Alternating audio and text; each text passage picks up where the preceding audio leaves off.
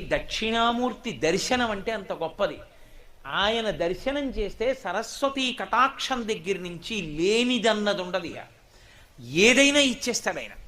అంతటి పరబ్రహ్మం మీకేమి ఇవ్వలేదండి. ఇంకా లౌకికమైన కోర్కెల దగ్గర నుంచి మోక్షం వరకు ఇవ్వగలడు. కరతలామలకము, చేతిలో ఉసిరికై.